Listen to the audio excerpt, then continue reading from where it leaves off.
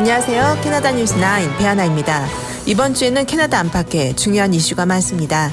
하나TV 구독과 좋아요 통해 늘 다양한 뉴스 받아보시기 바랍니다. 첫 번째 뉴스입니다. 다소 황당한 사건이기도 한데요. 캐나다를 떠들썩하게 했던 정부 지원금 250불 지급이 법적으로 유보되었을 뿐 아니라 이와 관련한 사기 수법들이 벌써 활개를 치고 있다는 소식입니다.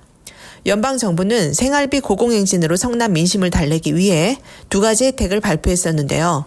그중 12월 14일부터 두 달간 식료품 및 여러 물품들을 GST 없이 구입하는 법안은 통과된 상태고요. 또 다른 혜택으로 발표되었던 250불 지원금 지급 계획은 노인과 장애인, 실업자가 포함되지 않았다는 연방 NDP 지적과 비효율적인 방안에 불과하다는 보수당의 반대로 현재 재검토 상태입니다.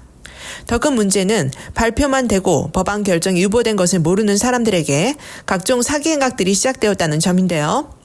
구세청은 법안이 통과된다면 자격을 갖춘 개개인에게 자동으로 계좌 이체나 수표가 지급될 것이라면서 이와 관련된 이메일, 스캠 전화, 개인정보 요구 등 모든 것이 사기이니 절대로 응답하지 말라고 당부하고 있습니다. 다음 뉴스입니다. 한국 시간 3일 밤 윤석열 대통령이 비상계엄을 선포하는 초유의 사건이 벌어졌는데요. 그 2시간 만에 해제 요구 결의안이 가결되고 4시간 후인 한국 시간 새벽 4시 윤 대통령은 계엄 해제를 발표했습니다. 비상계엄이 선포된 것은 박정희 전 대통령 서거 이후 45년 만인데요. 대혼란 및 후폭풍이 이어질 것으로 보입니다. 자세한 소식은 다시 전해드리겠습니다. 다음 뉴스입니다. 캐나다 포스트 파업이 2주가 넘게 계속되면서 해고에 대한 소식까지 전해지는 등 극단적인 상황이 이어지고 있습니다. 현재 캐나다 포스트 파업의 가장 큰 쟁점은 외부 고용을 통해서라도 주 7일 운영을 하겠다는 사측과 이를 반대하는 노조 측의 의견이 엇갈리는 부분인데요. 사측은 수십억 달러의 적자를 메우고 미래의 배송 모델을 만들기 위해서는 외부 고용 등 유연성이 필요하다고 주장하고 있고요. 노조 측은 임시직 없이도 수익 모델을 창출하자고 주장하고 있습니다. 결국 사태가 장기화되면서 지난 목요일부터 캐나다 포스트는 근로자들을 일시 해고하기 시작한 초유의 사건이 벌어졌는데요. 사측에서는 이것이 임시적이라고 발표하고 있지만 노조는 협박 전술이라며 노동법 위반과 관련된 법적 대응을 예고했습니다. 다음 뉴스입니다. 지난주 뉴스에서 트럼프 정부 관세 폭탄의 첫 타겟이 캐나다와 멕시코에 맞춰졌다는 소식 전해드렸었는데요. 지난 주말 트리도 총리가 긴급하게 트럼프의 마로라고 리조트를 전격 방문하고 회동이 이루어져 세간의 관심이 집중되었습니다. 이번 방문은 사전에 예고되지 않은 상태에서 이뤄졌는데요. 트럼프 당선인이 대선 이후 외국 정상을 만난 것은 이번이 두 번째입니다. 트럼프 당선인은 SNS를 통해 펜타닐과 마약 위기, 캐나다와 미국의 무역 등에 대해 생산적으로 논의했다고 밝혔고요.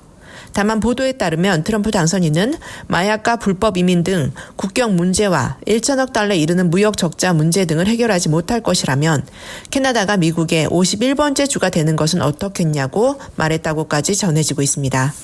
다음 소식입니다. 에어 캐나다에서는 여권이나 운전면허증 등의 신분증 없이 얼굴 인식만으로 탑승할 수 있는 서비스를 시작한다고 하는데요.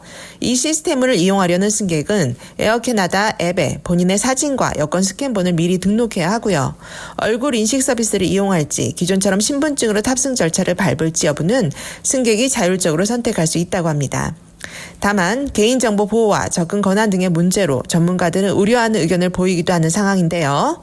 일단 승객들의 디지털 프로필 정보는 전송과 처리 과정에서 암호화되고 모든 정보는 출발 후 36시간이 지나면 자동으로 삭제된다고 합니다. 다음 뉴스입니다. 밴쿠버시에서 낙엽을 인도로 날려보내면 엄청난 벌금이 부과된다고 하는데요. 남정민 기자 소식 전해주시죠. 네, 겨울철 젖은 낙엽으로 인한 피해 사례들이 지속적으로 발생하자 밴쿠버시는 도로교통법에 따라 낙엽을 빗자루질하거나 불어서 도로에 버리는 경우 최대 1만 불까지 벌금을 부과한다고 발표했습니다. 또한 젖은 낙엽들로 도로가 미끄러지고 시야 확보에 방해가 되거나 배수구가 막혀 인근이 침수되는 등의 문제를 방지하기 위해서 11월부터 1월까지는 시 차원에서 구간별로 추가 낙엽 수거를 한다고 밝혔습니다. 네, 고맙습니다. 밴쿠버시 발표 세부 내용은 고정 댓글에 남기고 다른 시 소식도 확보되면 추가로 전해드리겠습니다. 다음 뉴스입니다. 지난 27일 약 500만 명의 비자 만료자 중 갱신이 불가능한 사람들은 자진 출국해야 한다고 밝힌 마크 밀러移民부 장관의 발표가 엄청난 파장을 불러일으키고 있다는 소식입니다. 임시거주자 축소 방안은 트리도 정부에서 강하게 추진되고 있는 사안인데요. 이번 마크 밀러 장관의 발언에 이민자 단체 MWAC 대표는 우리는 당신들의 수도꼭지가 아니다라고 거세게 항의하면서 이민부 건물 앞에서 시위를 벌이기도 했습니다. 다음은 주요 한인 소식입니다.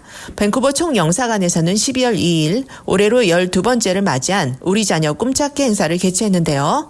SFU 및 UBC 교수, 교육청 담당자들과 연계한 프로그램을 통해 BC주 내 학부모와 학생들의 대학 진학, 진로 선택에 도움을 줄 수 있는 실질적인 정보들을 제공했습니다.